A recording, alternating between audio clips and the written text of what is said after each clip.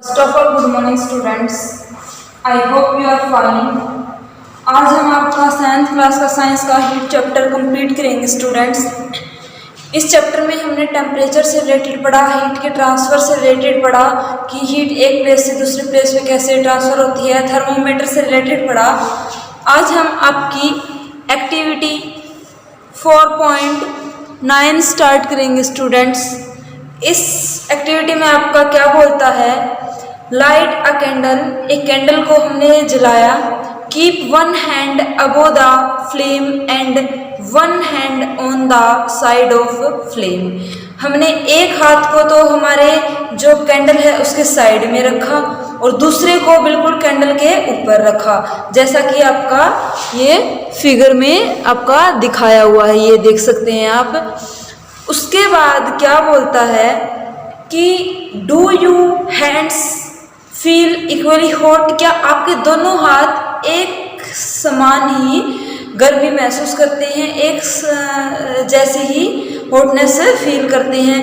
If not which hand feel hotter, अगर दोनों एक जैसी नहीं करते हैं तो कौन सा हाथ आपका ज़्यादा गर्म होगा एंड वाई, और क्यों।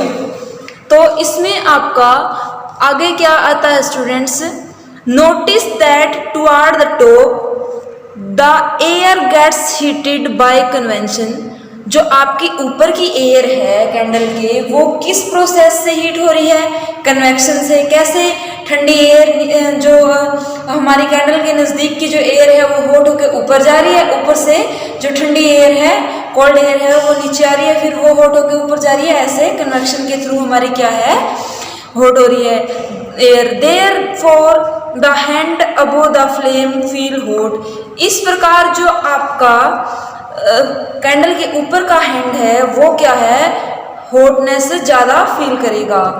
On the side however there is no convection and air does not feel as hot as the top, but जो आपकी साइड की एयर है उसमें क्या है स्टूडेंट्स, आपकी साइड की एयर में हीट फील क्या है, कन्वेक्शन प्रोसेस से हीट नहीं होती एयर, तो आप जो साइड का हैंड है वो कम हीट आपकी फील करेगा। The people living in the coastal area experience an interesting phenomena.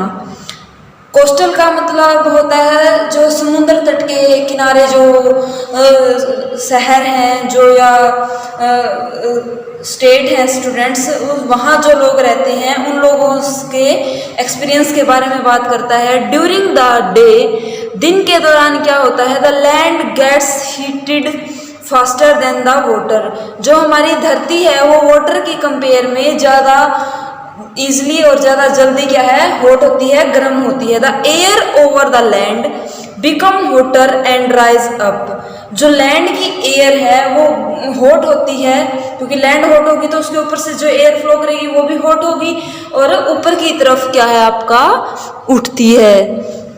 उसके बाद क्या करेंगे, the cooler air from the sea rushes in toward the land to take it place, और जो सी के समुंदर से जो ठंडी हवा आएगी वो क्या करेगी, लैंड की तरफ ट्रांसफ़र हो जाएगी और जो हॉट एयर है वहाँ से ऊपर की तरफ उठी है उसका स्थान ले लेगी।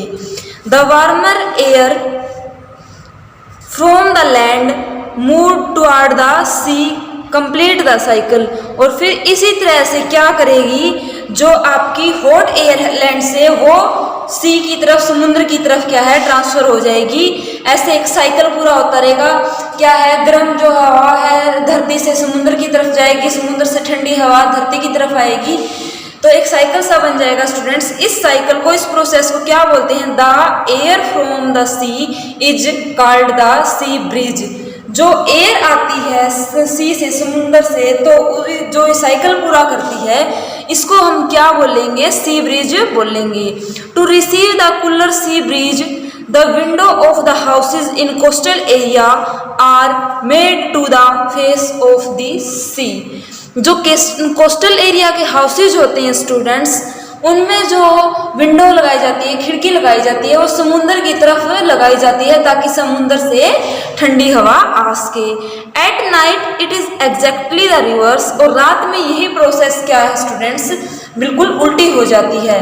The water cools down more slowly than the land, water क्या है इजली और जल्दी ठंडा होता है, किसकी कंपेयर में, लैंड की कंपेयर में, धरती की कंपेयर में। So the cool air from the land move toward the sea, तो क्या है जो ठंडी हवा है धरती से वो समुद्र की ओर क्या करेंगी, मूव करेंगी।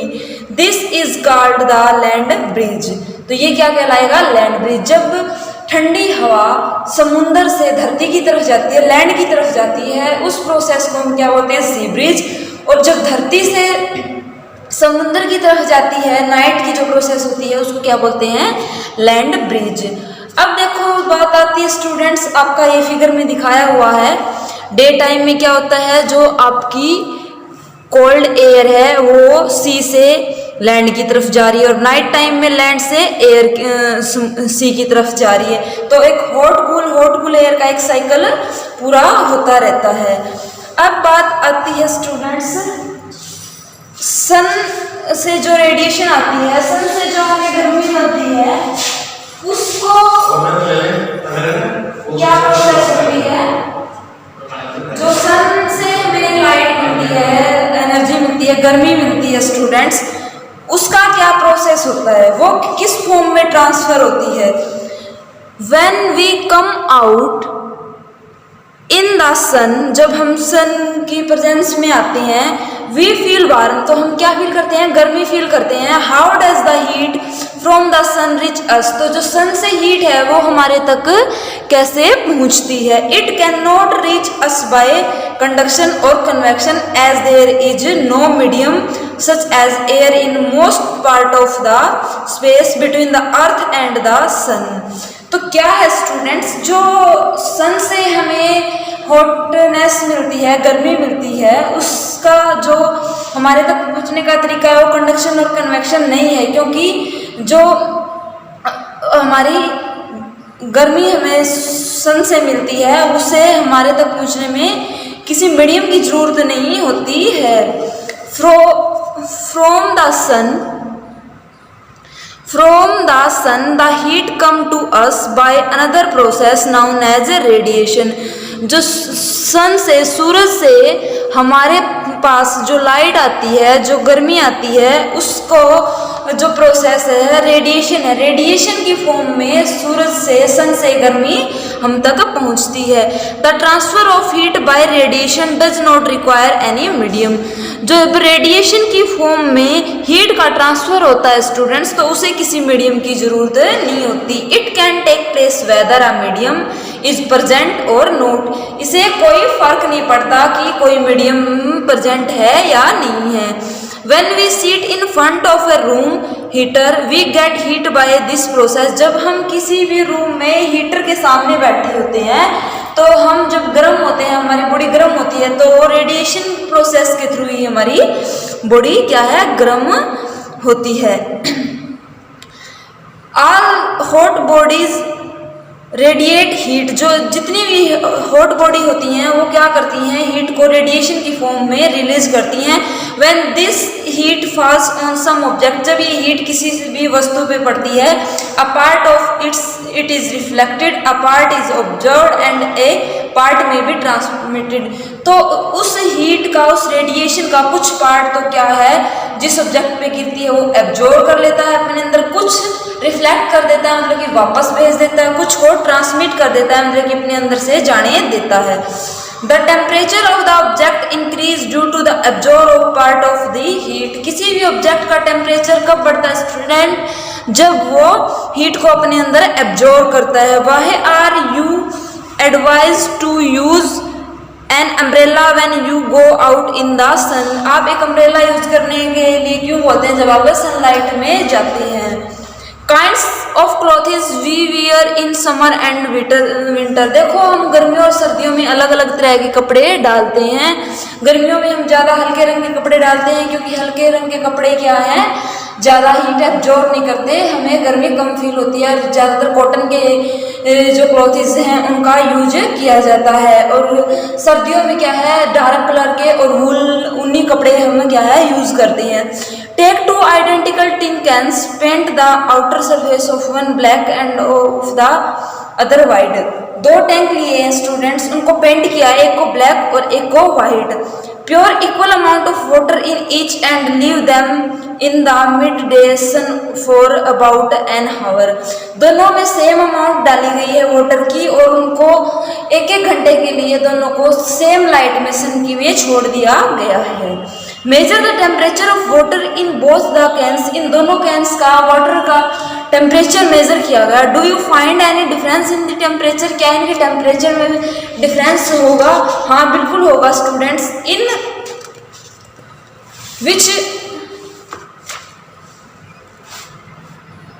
विच can is the water warmer, किसमें वाटर ज़्यादा गर्म होगा? Do you can feel the difference even by touching water in 2 cans, आप टच करके इन वाटर के टेम्परेचर को फील कर सकते हो। लास्ट एक्टिविटी में आपको क्या बोलते हैं student? Feel the 2 cans use in activity with the same amount of hot water at same temperature. किसी एक सेम टेम्परेचर पे आप क्या करोगे कि दोनों कैंस को सेम गर्म वाटर से फिल कर दोगे। Leave the cans in a room और इन अ शेड, तो क्या है उन दोनों कैंस को किसी रूम में छोड़ दोगे या किसी छाया की जगह में छोड़ दोगे। Note the temperature of water after 10 to 15 minute, 10 या 15 मिनट के बाद क्या उनका टेम्परेचर मेजर करोगे। Does the temperature of water in both of cans fall by the same amount, क्या दोनों कैंस का टेम्परेचर सेम अमाउंट से कम होगा। Do these activities suggested to you the reason why it is more comfortable to wear white or light colored clothes in the summer।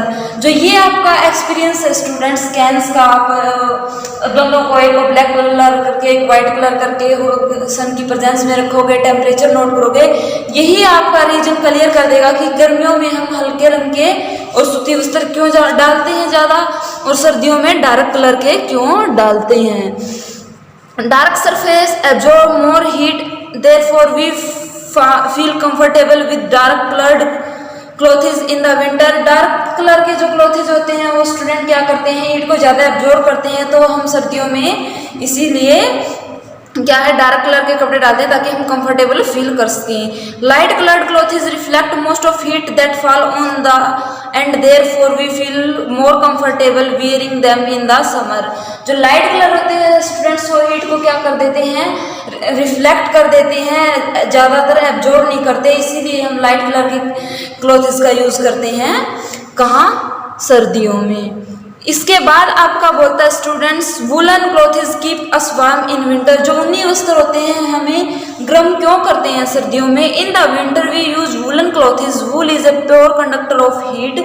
जो wool होती है, जो ऊन होती है स्टूडेंट्स, वो प्योर कंडक्टर होती है किसका, हीट का।